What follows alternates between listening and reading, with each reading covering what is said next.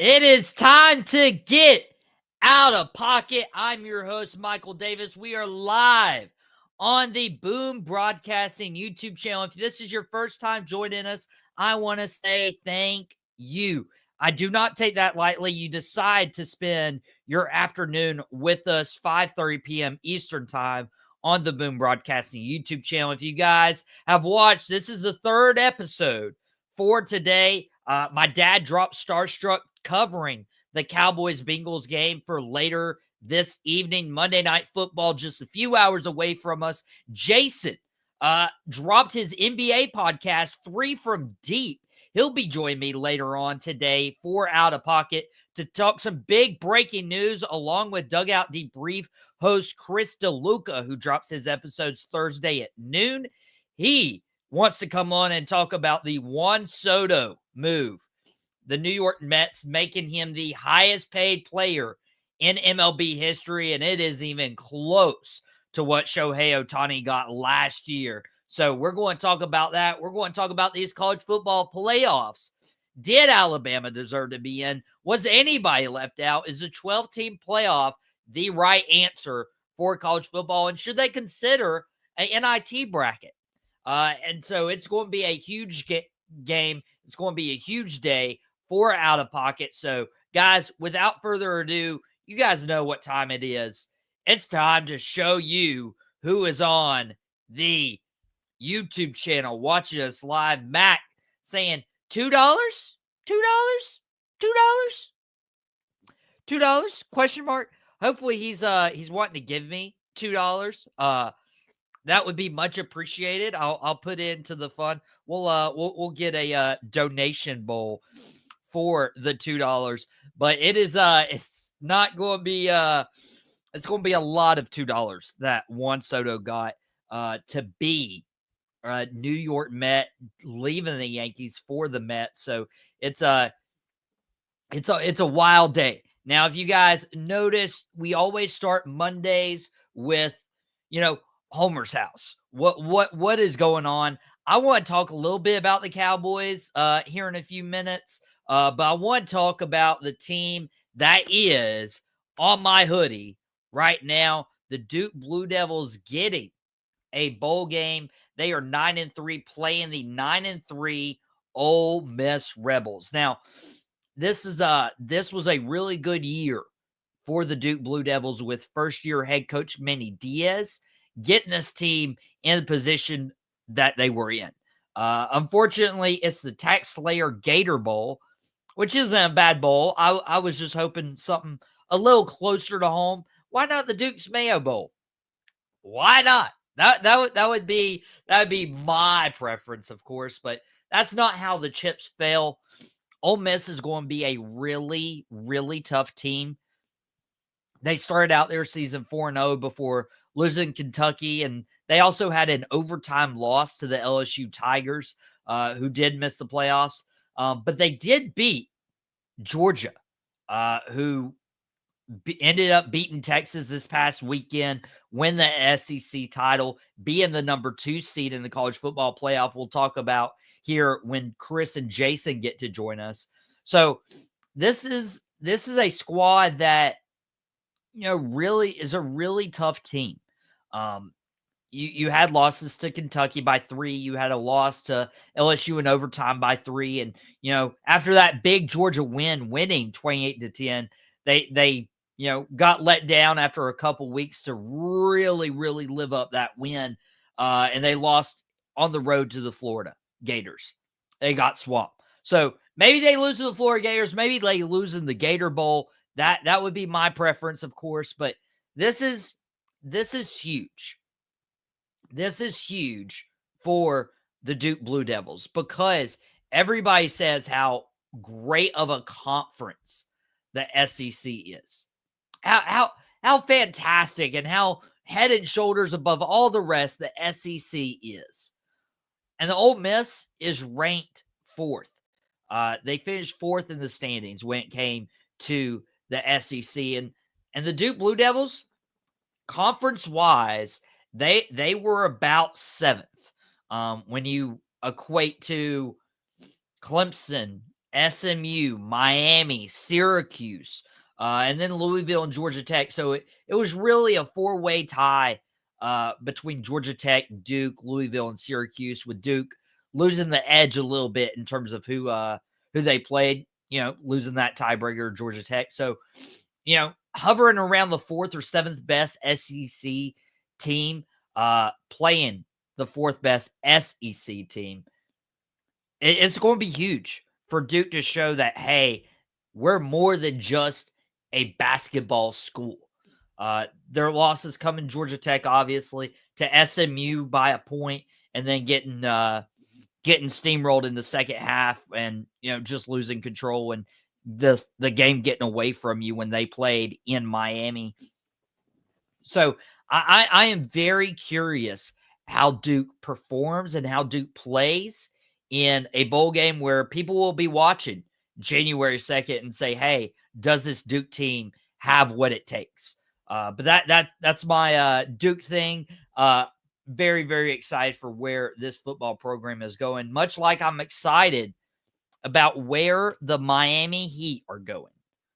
The Miami Heat, everybody counts them out every year, and they hover around 500. And it's been on the back of Jimmy Butler, and it's been on the back of Bam Adebayo, and Tyler Hero hasn't shown up, and Duncan hasn't shown up, and then we've gotten a little age with Kyle Lowry at point. We don't have any depth when it comes to big men, and I've heard it all, and I've seen it all.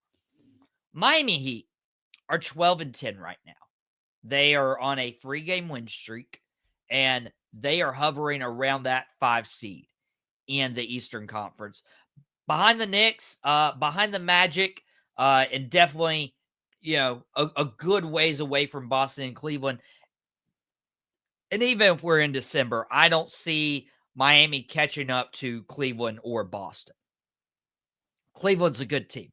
Cleveland has the best record in the NBA. Boston has the second best record in the NBA. So I don't expect the Heat to catch them in the regular season when you're trying to decide how you manage Jimmy Butler's minutes. Jason, who hosts 3 from Deep podcast, the NBA podcast on Boom Broadcasting. It's available on demand. He'll be on here in a few minutes, talk the Juan Soto deal, to talk the college football playoff. I mean, Jason says Coach Spo underrated. And if he has an NBA podcast, he knows a little bit about what he's talking about, even if he is a New York Knicks fan. And you'll catch Orlando, who's injured right now. Like you said, Orlando Magic, the 3rd seed, the New York Knicks, about a game and a half above Miami for that 4th spot right now in the Eastern Conference. I want to say this.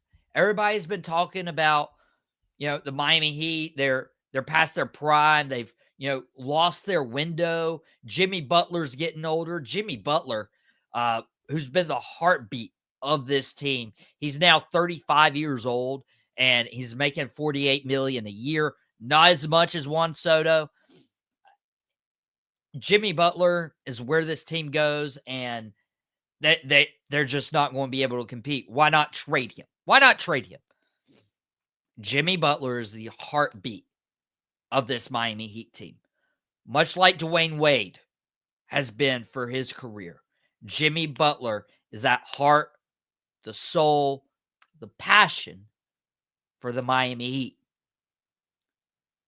And everybody came into this year saying they needed to, move off Jimmy Butler and go towards Bam Adebayo, make Bam Adebayo the guy. And Bam's done fine. He hasn't shot the ball as well as he would hope this year, but he's done fine. But this isn't Jimmy's team in terms of relying on him to be your number one guy. This isn't Bam's team. This is, and we're seeing the transition happen right before our very eyes, this is Tyler Hero's team. This is Tyler Hero time. He's averaging 24 points, 5.4 rebounds, 5 assists. He's putting in the most minutes this game. He's leading the team in scoring. He's shooting outrageous clips. He's shooting 42% from three. He's shooting nearly 48% from the field, 87% from the free throw line. Tyler Herro, ever since they've moved him to point, brought Duncan Robinson in to the starting lineup, having Terry Rozier, scary Terry himself, coming off the bench, he has found his groove, and it's about time. Like having career highs in 3-point percentage, career highs in field goal percentage, career high in rebounds per game, career high in assists per game, career high in points per game. Everything is clicking. And I had the privilege of sitting down and watching the Miami Heat game with my dad last night against the Cleveland Cavaliers.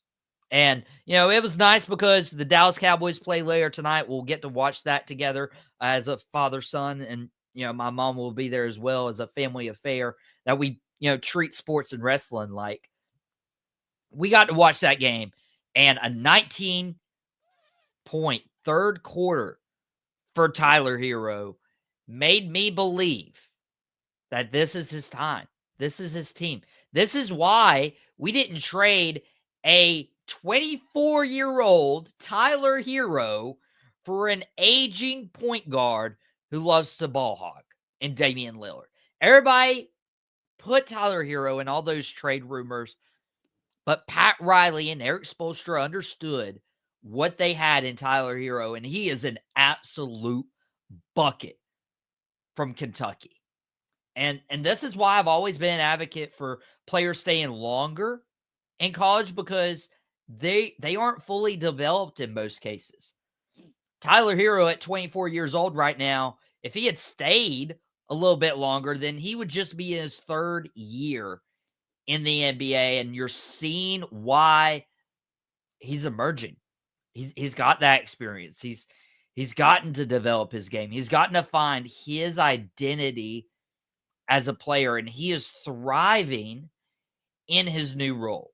And so averaging 24, 5, and 5, having career highs in field goal percentage, having a career high in 3-point percentage, I fully believe we could see Tyler Herro as an all-star this year. And it would be well-deserved. He took over that game against the Cavaliers. Number one seed, number one team overall, best record in the NBA. And Tyler took over in the third quarter to really just obliterate any chance the Cavaliers had in coming back. And then what did he do in the fourth quarter? He didn't score much points in the fourth quarter, if he scored any at all.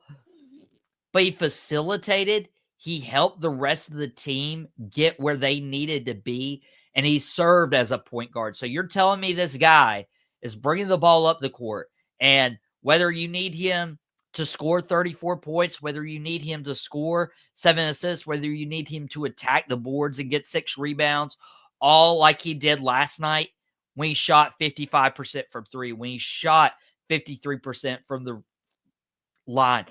100% from the free throw line. He is playing some of his best ball. And I am so, so, so happy that Tyler Herro is finally getting his opportunity to be Miami's number one option.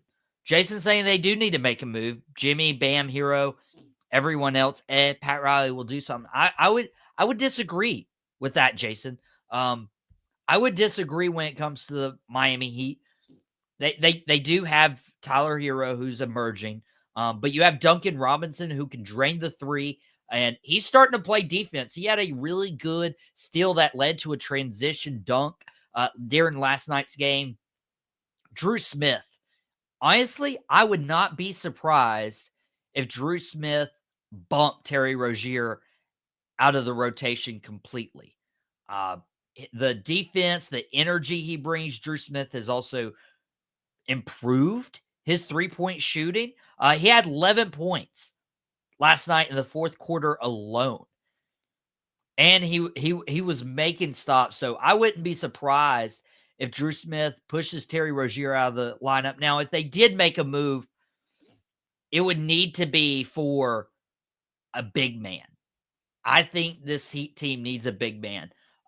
at the 4, at the 5, to help Bam Adebayo out, because Kevin Love, he's moved into the Udonis Haslem role. He is that veteran. He is the guy who's going to teach up, guys like Khalil Ware, who's going to help guys get in the right position and really bring a veteran mindset to that locker room.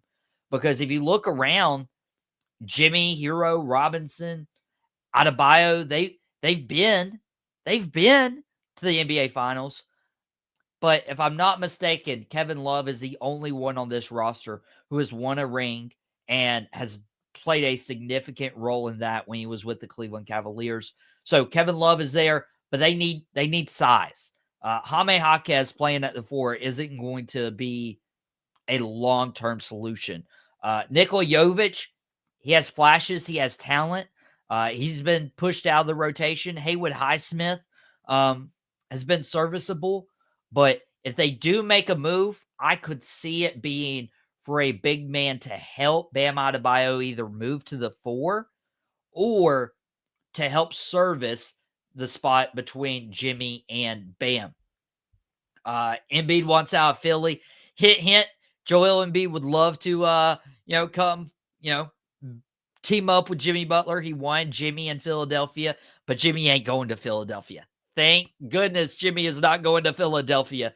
But Joel Embiid couldn't move. I wrote an article on Fans First Sports Network. You guys can go check it out, fansfirstsports.com, about Joel Embiid potentially leaving Philadelphia 76ers, the package that would need to take place in order for him to come to a team like Miami. But Joel Embiid signed a big contract. He can't be traded until the offseason. And somebody signed a big contract. Juan Soto is leaving the New York Yankees for the other New York team, the Mets. And I had to bring in 2 people who could talk about this. One of them is the host of our very own baseball podcast, Dugout Debrief, on Thursday afternoons at 12. His team beat the Yankees to win the World Series. And I'm bringing in the Duke, Chris DeLuca, in to talk about this deal. And I had to bring in a representative from the New York Yankees. He's commented already on the stream. He doesn't agree with me necessarily on the Miami Heat and, do they need to make moves, this, that, whatever. But he may not even be happy about this deal that Juan Soto signed with the New York Mets. I'm bringing in the host of 3 from Deep that dropped earlier today and the co-host of Sideline Savants on Wednesday, Mr. NY himself, Jason Colenso. Now, guys, I was just minding my business. I had gotten home. I was relaxing, play a couple games of college football 25 and, watch the Miami Heat game. And then all of a sudden I see my phone blowing up that Chris is like, if you want me on Out of Pocket tomorrow to talk about Soda. And I'm like, okay, who is he like going to talk to, whatever. And then I look and my phone's blowing up even more that Juan Soto is the richest man in Major League Baseball history. 15 years, $765 million. That is not a typo, but that's a lot more money than I could ever imagine. Chris, I'll start with you. When you thought about Juan Soto testing free agency, did you think his number would be significantly higher than the 10-year, $700 million that Shohei Ohtani received recently? I mean, it doesn't surprise me simply because of his age and the fact that he spent his entire career, a professional career in the United States. I think that the only reason that Ohtani got slightly less was just because he had those years in Japan, because the Japanese league has some kind of weird rules with having to hold on to players. Juan Soto came up when he was 20, I think either 20. 19 with the here Washington Nationals World Series year. Yeah, when they was on that World Series team. Yes, because he had a walk-off home run or a go-ahead home run against the Dodgers. And it's crazy. I mean, I just want to break this down before I forget. Per second, he is making $1.62. Per minute, he is making $97.20. Per hour, he's making he is making $5,833 and per day $140,000. So just insane. So I'm currently looking for a job that pays like an nth of that. If anybody's hiring, New York Mets, hit me up. Yeah, Cohen wants you, man. Jason, Cohen's buying everything. I mean, just little bit. I would leave any job. And then I'd still do out of pocket, guys. Don't worry. Out of pocket would still be a thing if I went and made that money with the New York Mets or any other organization. Because I would be able to fund doing this for fun. So, Jason, I know whenever a player leaves my team, some players have left the Dallas Cowboys, like DeMarco Murray when he signed with the Philadelphia Eagles a few years back, or you think of LeBron James leaving the Miami Heat. Juan Soto was a big part of you guys getting to the World Series. What was your initial reaction from the Yankee fan side of it that Soto was going to the Mets? It's kind of like breaking up. You first you're angry, then you're kind of sad. Then you get the, okay, it's not me, it's you. So you kind of get that feeling going on. I kind of figure something like this was going to happen. I don't think Juan Soto necessarily didn't want to be in New York. I don't think he wanted to be on the New York Yankees. Look, the Yankees offered him a truckload of money, very, very close to what the Mets offered him. But he would be second. Aaron Judge is the captain, is the face of that team. So I think Juan Soto wants to be the guy. And now on the Mets, even though they have Lindor, I think right now Juan Soto is now the guy. He still stays in New York with that fan base, which I think he really enjoyed. But it's going to be tough. The Mets are a tough organization. They don't have a really good history with some of these big contracts and taking care of some of their players. So we'll see. And right now Soto has that 2029 opt-out also. So if he does not opt out of this contract, the 10 years after 2029, he gets a pay bump up to $60 million a year, which will make the total contract $805 million, which almost $1 billion for a player is. You can't, none of us can really wrap our heads around that kind of money because it's absolutely ridiculous. I mean, I can remember in 2000 when A-Rod signed that $252 million deal, and we thought it was insane. Like this, holy cow, there's no man on earth is worth that much money. And now that's like a drop in the bucket. That's a sixth guy on an NBA squad now, $252 million. So it is amazing how things have changed. But as a Yankee fan, it hurts a little bit. We only had Soto for a year. We still have a core and a great team. But I think that frees up some capital for us to go out and get some other players and make some other moves. We backed the Brinks truck up, but obviously it wasn't big enough.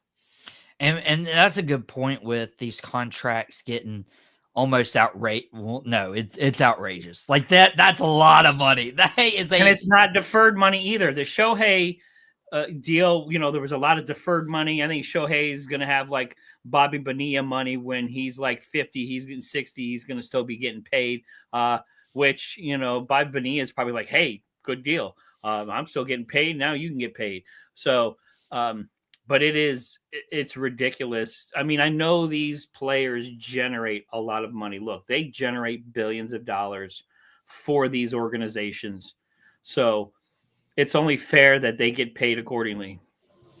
Yeah. Chris, would you say these contracts are getting out of hand and they're just going to keep spiraling downwards? Or, can you justify a player making this much money? It's market value. I mean, that's just kind of the issue with it. Do I think that it's ethical? Yes and no, because on one hand, it's not, it's not our money. outside of when we go to games or, the advertising revenue that we generate just by watching it. It's not me opening up my wallet and paying this contract. It's not you or you doing that either. Do I think it's out of control? Yes. But at the same time, Ohtani broke the market, and these guys are going to continue to break the market. Corbin Burns is going to break the market. Blake Snell has already started to break the market. For pitchers, it's going to continue to go up as more and more marquee guys become free agents. I mean, if you're just thinking about any younger player that's just coming up, imagine how it's going to be by the time they get off of renewable and arbitration. And, imagine what Paul Skeens is going to go for. Just using that as an example, he's rookie of the year. Imagine how his market value is going to be in 5 years now, because he did 6 as a full year, 5 years. Dude, that's absolutely crazy. By the way, Drew Code Sports Talk, shout out to him. Ohtani's on layaway right now. And yeah, Chris was right, and everybody was complaining about Dak Prescott, making $60 million. And of course, I've said it before, Jerry probably should have made that deal in March to allow the Cowboys flexibility to go after free agents like Derrick Henry or Saquon Barkley even in free agency, and he didn't. But by the time Dak got his deal, that was the market value. You're not going to lowball him and then be a part and then, have a disgruntled player with the office. It's never a good look. But that was significantly higher than the market value for Juan Soto. But from a baseball perspective, I want to ask you guys, should he have stayed with the Yankees? Should he have even joined the Mets? Or was there a team out there that Juan Soto could have been a better fit for? Jason, you're the Yankees guy. Would you have wanted him back? Do you think that was going to be best for Juan Soto? I mean, of course. Juan Soto would have thrived in New York. He would have been beloved by Yankees fans. And that's one thing. Look, Aaron Judge was offered more money by the San Diego Padres, but he stayed in New York because there is something about the Yankees. It's not just, they're the evil empire and they, back in the day, George Steinbrenner opened his wallet and bought every player he wanted, and the New York Yankees have a history, have a lure about them. And when you kind of retire as a Yankee, you are historic. You go down in history. You're put in Monument Park. Derek Jeter, you talk about legends of the game. When you put those pinstripes on and you earn those pinstripes, which is World Series championships, you're beloved by your fans, you live forever. You don't pay for anything in New York City. So Juan Soto could have went down to be that kind of player, but it would have been tough for him because, again, he's playing next to Aaron Judge, who is that kind of next in line guy. After Derek Jeter left, after Mariano Rivera left, the core four, after those guys left, we were starving for kind of that next guy who's going to take over. And Aaron Judge is now that guy. I would have loved to have seen him stay, but, you can only pay so much. And that's what worries me about this contract is, yeah, you got deep pockets, but the Mets, look, how much money did they waste on Scherzer? How much money did they waste on the other pitcher? My brain's not working right now. 40-year-old. His wife's the supermodel. Verlander. Thank you. Yeah. I couldn't get that out. So the Mets. I'm sure you're talking about the right guy. That's why I didn't say anything. Yeah. I got Verlander. They gave those guys a boatload of money in their, yesteryears. And then turned around and traded them away because they paid them too much and those guys weren't performing and they ended up trading them away. So I'm a little worried about the Mets and paying that much for a guy, Juan Soto, because if he gets hurt, you're out $700 million plus dollars. He got a $75 million signing bonus. Talk about, the most expensive autograph in the world. $75 million bonus. But, I would have loved to have seen there. But again, I think Soto could have thrived just about on any team. I think there's a lot of great teams out there. he could have been a fit for.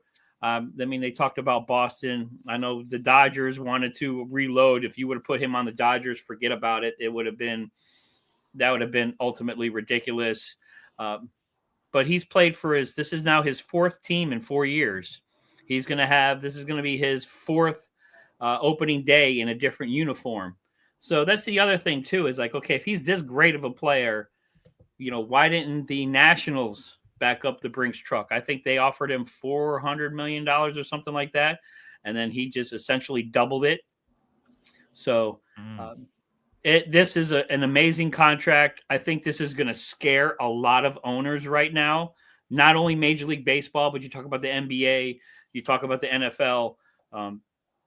Guys are going to be like, whoa, this market just shifted. Wow. How are we going to handle this? So I think a lot of owners right now are scrambling to talk to their accountants, figuring out, are we going to be able to do this kind of thing? Because if that's going to be the going market for a superstar, that's going to be rough. Yeah, and shout out Jonathan right now joining us for Out of Pocket Live. Shocked as well for the Soto, and he's like, it's couch change for Cohen, even though it looks like a lot of money for us. It's about the price of I don't even know how many. You also have the luxury tax too. So you talk about making money. They still have to field the team. Pete Alonso's out there, which I'm hoping the Yankees, because we need a first baseman. It'd be nice to see him. The amount of money they gave Soto, I don't think he's coming back. I didn't think he was coming back in the first place. He's going to get overpaid somewhere. Yeah, and I'm hoping the Yankees do it because we got enough money now to do it. Because we need a first baseman now that I think Rizzo's going to be completely gone. But you got to think about the luxury tax. So now you're spending, you're $1 billion+ to put out a team out there. Are you going to generate that much revenue? Is that Mets team going to produce, or are they going to fall flat? Because I tell you what, if someone like Juan Soto doesn't make the playoffs the first couple of years, there's going to be some grumblings. 3 teams sitting in front of them too is a big thing to remember. I mean, Padres, Dodgers, Phillies, can't forget about the Braves. They're banged up this year. That National League, the big point I was going to make is objectively, it would have been better if you won a World Series. The Yankees are way better because the AL is weaker. Objectively, if you wanted another ring, New York, Bronx side of New York better. If you wanted the money, I don't know. It's going to be hard for the Mets to get past those 3 teams, especially 4 teams, especially. Yeah, Jonathan, luxury tax is called the Cohen tax for a reason. Cohen says spends on the Mets for civic duties. He wants to make Mets fans happy. I think he made Mets fans really happy. Chris, I want to get your opinion on, Juan Soto going to the Mets, and you cover all of baseball on Dugout Debrief, drops every Thursday at noon here on Boom Broadcast. And so if it is your first time, you'll want to subscribe. Make sure you check out Chris's baseball podcast every Thursday. Chris, you look at all these teams.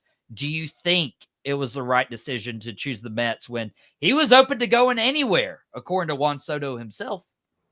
I mean, objectively, like I said, to win a World Series, I think it was not the best idea. Was it the worst? No. I think that there are teams in front of them, but I think by scheme fit, yeah. I mean, did I see a team like Oakland or whatever they are, the unnamed A's, signing him?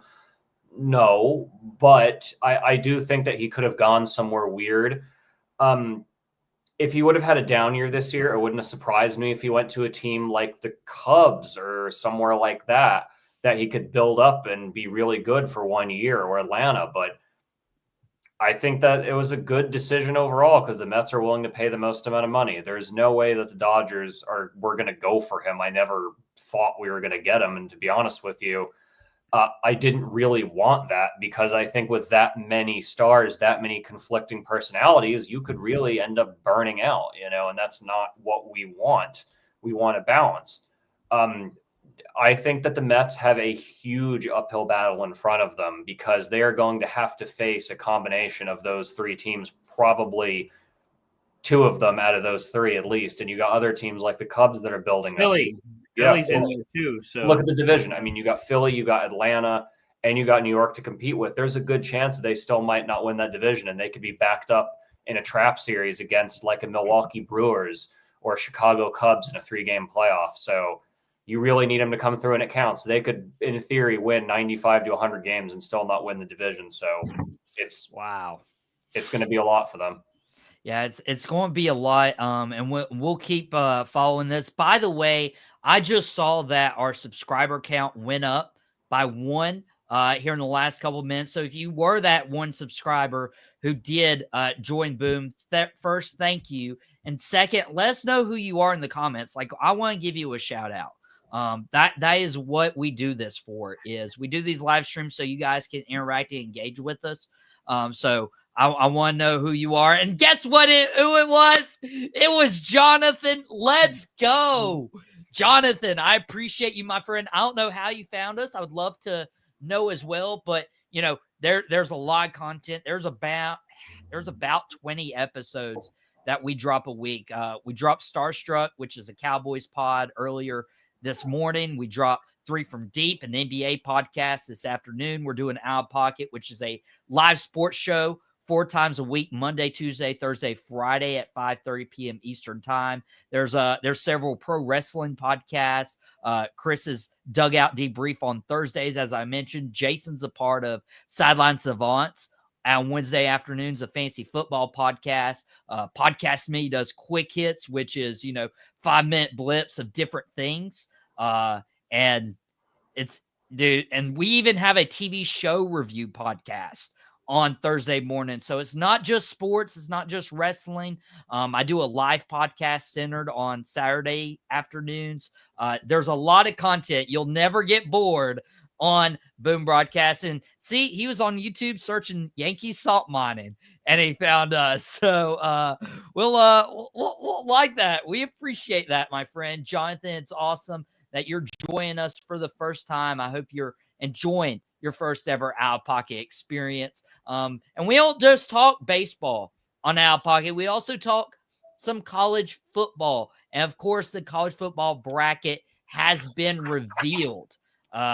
Now, instead of 4 teams, it's 12 teams. And so I'm going to flash up the graphic here on the screen. As you can see, Oregon came in at number 1, obviously the only undefeated in this field, so well-deserved there. Georgia, after a couple of losses by Penn State and Texas, they move up to number 2. Boise State come in at number 3 with Ashton Genty leading it, but number 4 is Cam Catabo.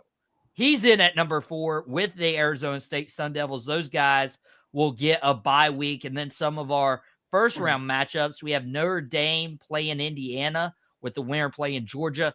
We have Penn State and SMU with the winner playing Boise State. We have Ohio State coming in playing Tennessee, and they'll play the number 1 seed Oregon. Ohio State dropping to 8 after they lost to the Michigan Wolverines. Ryan Day being 0-4 against the Wolverines. And then Texas still at the 5 seed. They basically flip-flopped with the Georgia Bulldogs. They'll be 5, and they'll play the 12 seed Clemson Tigers that won the ACC championship but couldn't get that 11 seed from the team they did beat, the SMU Mustangs, in their first year in the ACC. Well, guys, I want to talk about this college football playoff bracket. And Jonathan letting us know he's a Tennessee fan. He likes his Volunteers, so he'll be enjoying some of the content we have. Tennessee playing Ohio State, so it's a good thing he's subscribed. We'll be able to cover it throughout the college football playoff.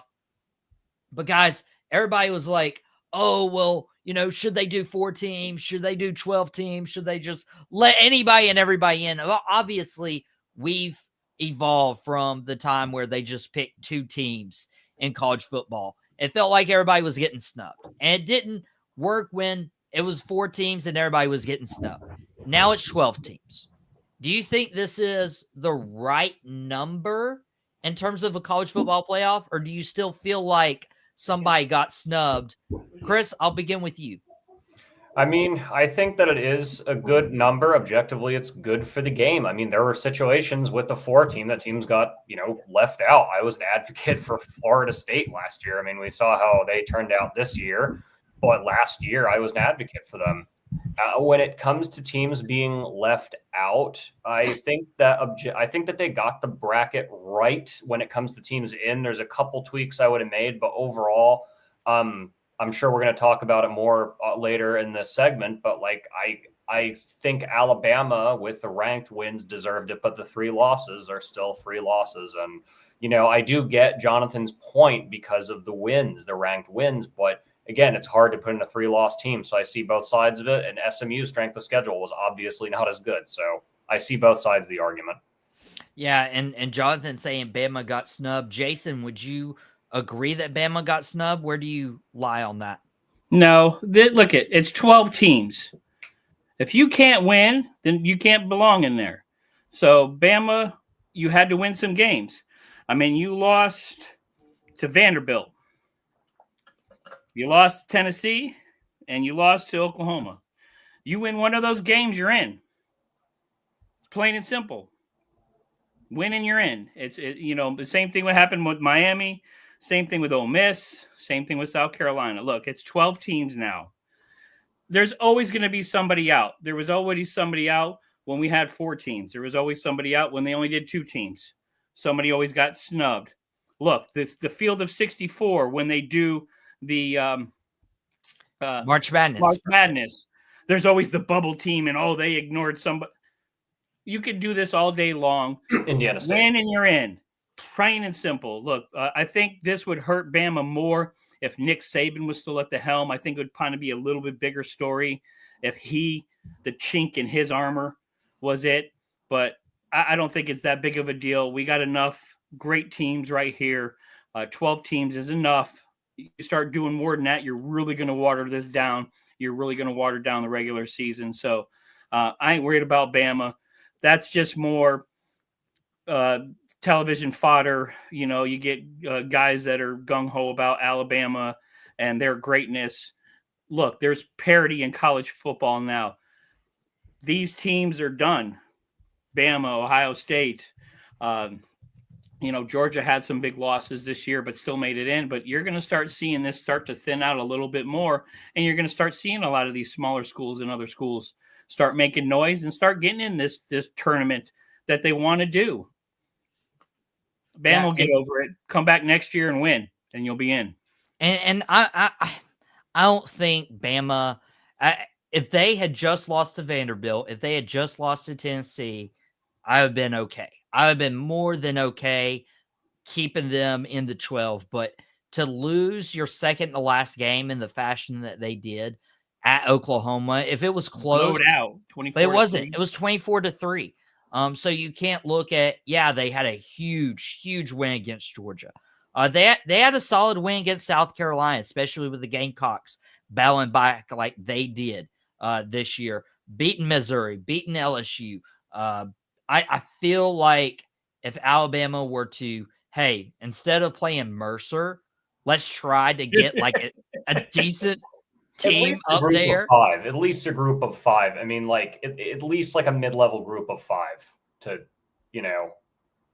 Yeah, at least somebody to where it's like, oh, where are they? Who are they? Now, if you realize in my hoodie, please don't remind me where Mercer is. I'm not trying to get in that argument right now. Mac probably making mouthing off with Mike really happy. Nobody wants Arizona State on the back of Cam Scatabo. Dude, mouthing off with Mike called it, and I was like, yeah, you might be a homer, right?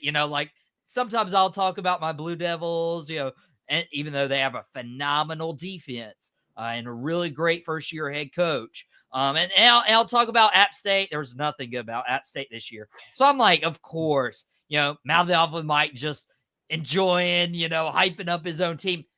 They're the 4th seed in the college football playoff, and it's on the back of Cam Scabo.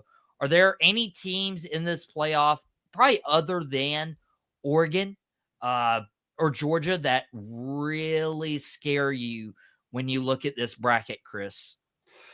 It's hard. I mean, I can say a couple that I don't think are as deserving. I'm going to have to say Arizona State. I mean, the way that they won that conference championship against a really good Iowa State team, an Iowa State team that comfortably beat West Virginia, but just going, I mean, again, the Big 12 kind of sacrificed itself this year anyway, because, Kansas decided to win their last 3 games against ranked teams. But I mean, hey, Arizona State wins over BYU, blew out Arizona, UCF. They had a close game. Kansas State. They beat Utah. They beat the aforementioned Kansas. And hey, even their non-conference games were pretty decent. I mean, Texas State, Wyoming, and they played a really, really bad Mississippi State team. But still, that's an SEC school that you're picking. And that's the thing, going back to our issues with Alabama, with those non-conference games, Arizona State was like, hey, we're going to go play an SEC team. And we may have beaten them, and they may be terrible, but still, it's an SEC team. So I got to say Arizona State could go on a run, especially facing a Texas team that has not impressed me and a Clemson team that's hot and cold. ASU could at least get to the semifinals. I mean, especially with that bye. So, Jason, what are your thoughts on the 12 teams? Is there any of them that scare you? Not really. Again, these are. It wouldn't surprise me. I mean, you got Texas and Clemson. I know that's a 5 and a 12. Because everybody wants to rank things right now, but it wouldn't surprise me if Clemson ended up, beating Texas. I think the ones we really want to see, and I like the upsets too. I'd love to see Indiana make a run. I think that would do a lot for that program. And you talk about a Cinderella story. I think that would be a great story to see. Tennessee beating Ohio State. Tennessee really trying to get back into being a powerhouse right now. If they win against Ohio State, I think that would be a big game. But none of these guys scare me.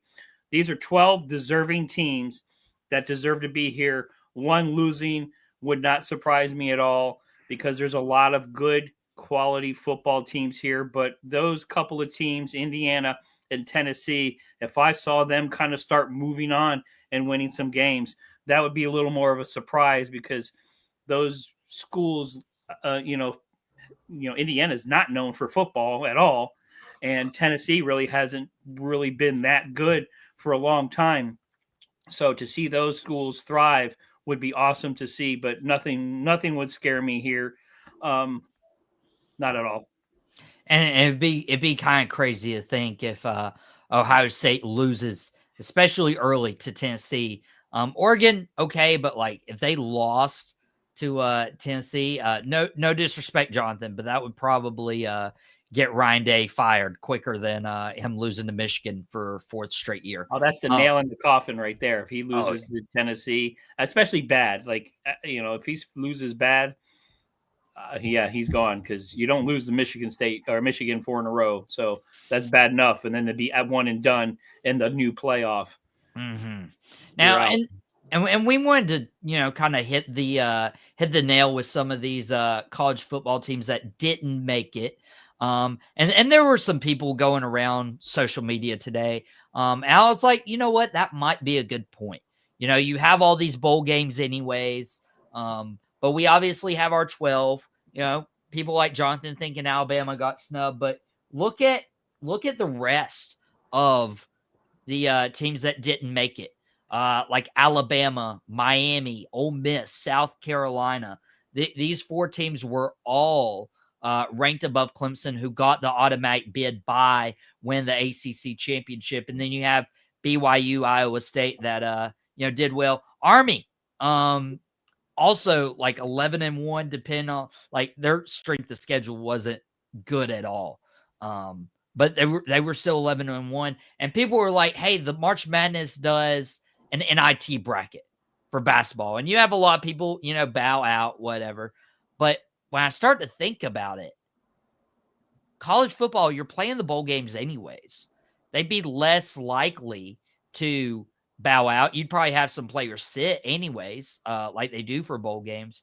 Is it such a bad idea, Chris, that we would do like your college football playoff bracket and then have like maybe 8 additional teams fighting for like an NIT version of the trophy? Yeah, I would love it. I would, just because I like watching football. It's fun to watch football. And if you really think about it, a lot of these bowl games, how they're treated, unless it's a college football playoff bowl game, they're kind of treated as just nothing. Am I looking? I can't even remember. It's like the Frisco Bowl, I think WVU got. Am I going to watch it? Yeah.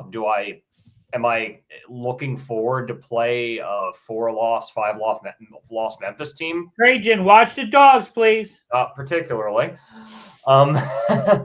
Watch the dogs. Oh, I'm sorry. You heard that? Oops. Sorry. We're live, ladies and gentlemen. Watch the dogs. Yeah, the dogs are getting crazy. The number 2 seed has got crazy in the SEC championship. There you go.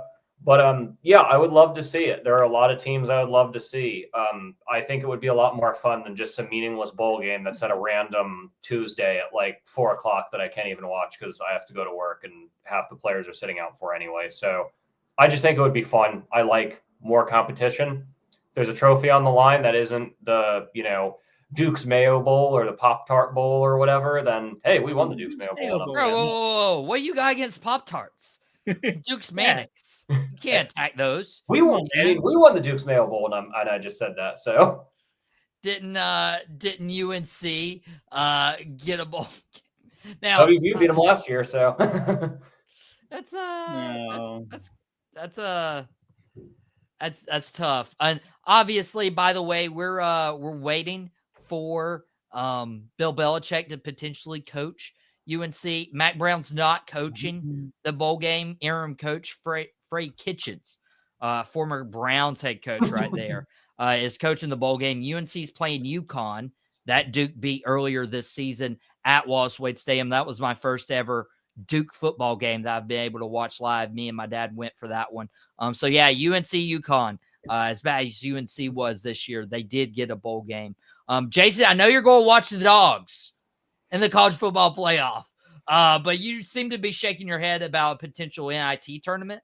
No, now you're starting to water stuff down. Look at these guys. This is not a participation trophy scenario here, man. It's bad enough we've gone to 12 teams. Look, I think that's good enough. Let's ride with this now. Now all of a sudden you want a 500 ball club to have a chance to win something.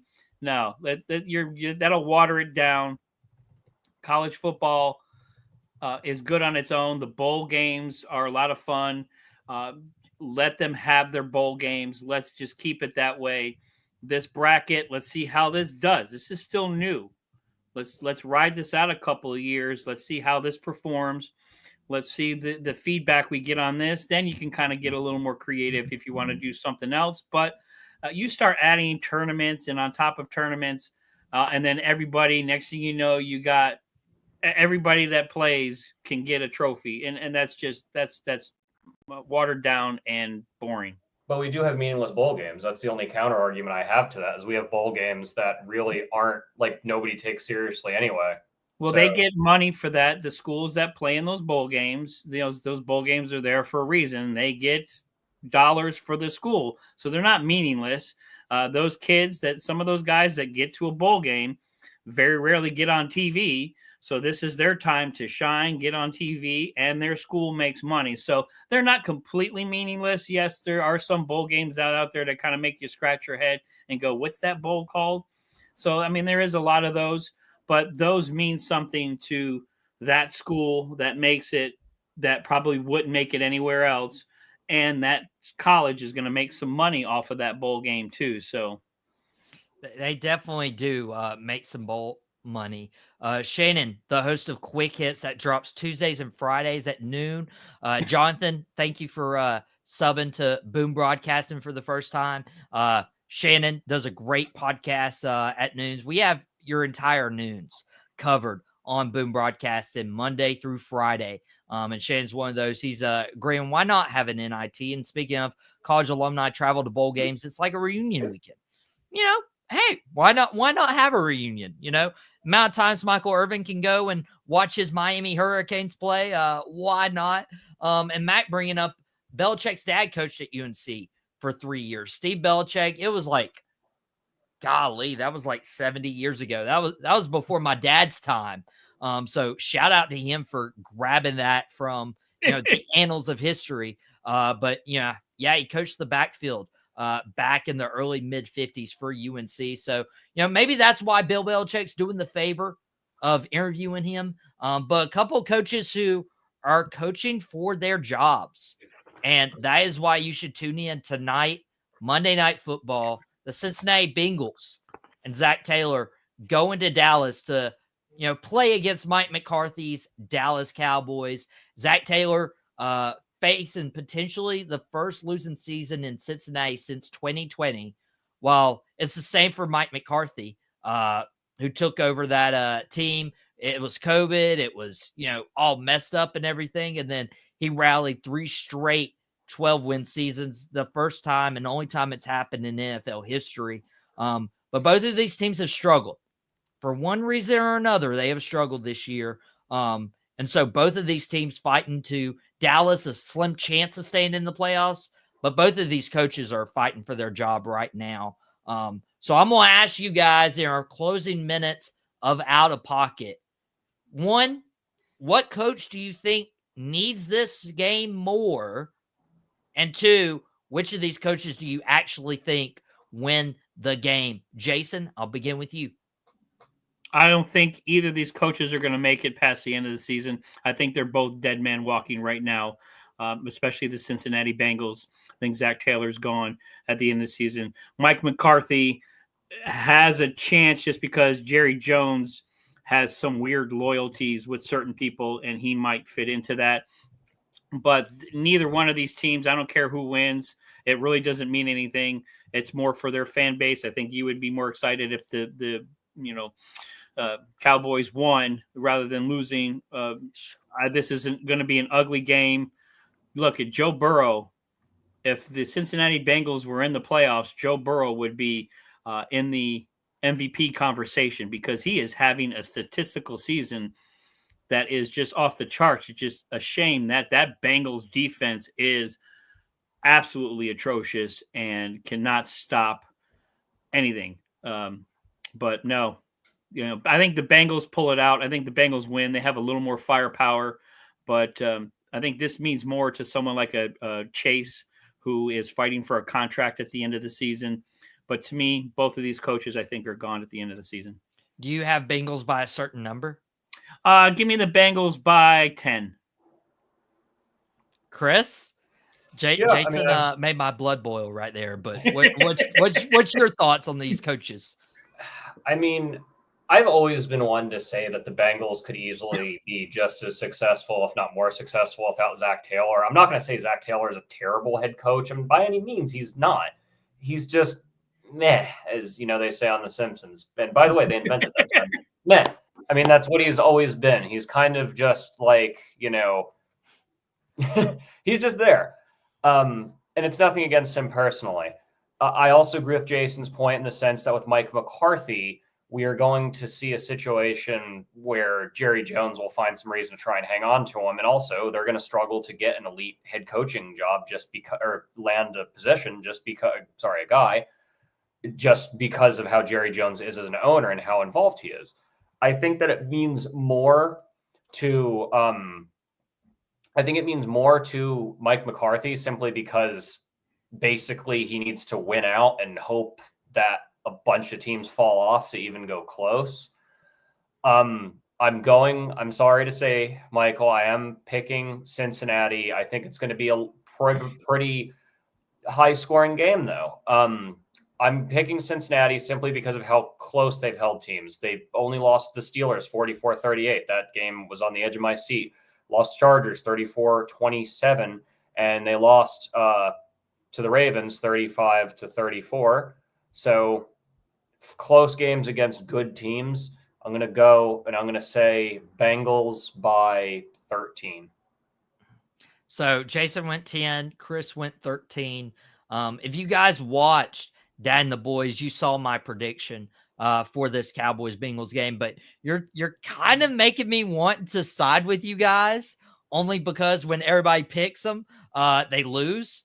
Typically speaking, Just like this past Friday, each Friday, if this is your first time joining us, we do NFL picks for the weekend. And Friday, we picked that Bills-Rams game, and I think all of us picked Buffalo. So we'll see what happens. We'll also see where Buffalo falls in my top core rankings that I'll drop on tomorrow's episode. But in terms of the coaches aspect, I feel like Zach Taylor's done in general. When you look at their schedule coming up, you got the Cowboys. So it could be a toss-up tonight. The Titans, they should win. The Browns, they should win. But it's the Broncos Steelers. Those would be 2 losses. That'd be 10 losses, even if they won the other 3 games. So going 7-10 in this division, it would be tough, especially if they couldn't beat the Steelers that final week of the year to give Zach Taylor just a little bit of hope.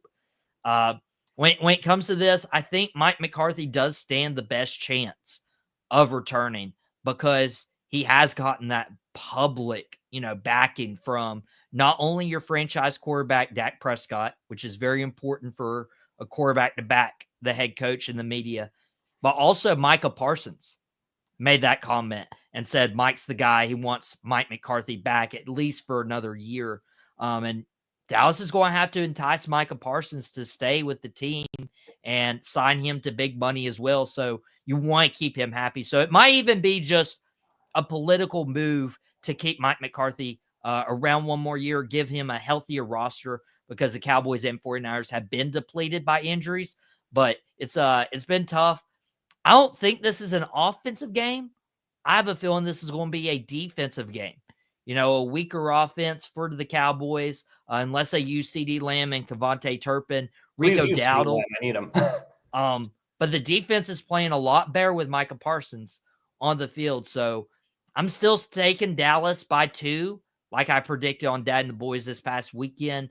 But Dad had a injury report for the Cowboys Bengals that dropped this morning. If you guys are interested in watching the injury report, that is available on demand right now. Starstruck, that dropped this morning. You'll see the Cowboys Bengals preview an injury report. And again, Out of Pocket will be back tomorrow. Jason dropped 3 from deep today. Chris will drop Dugout Debrief on Thursday. And guys, there's so much content that we're bringing to you guys, and the team's working super, super hard to do that. And I appreciate all their work, their effort, and their willingness to come on and talk sports. Which at the end of the day, like, we get to talk sports and have fun doing it and get to meet great people who join us for the first time, like Jonathan. I appreciate you. Rick 8-Bit, Shannon, Mac in the comments, Drew Code Sports Talk, Jason in the comments as well as he was waiting to hop on. But guys, this has been Out of Pocket with Michael Davis. I appreciate you guys.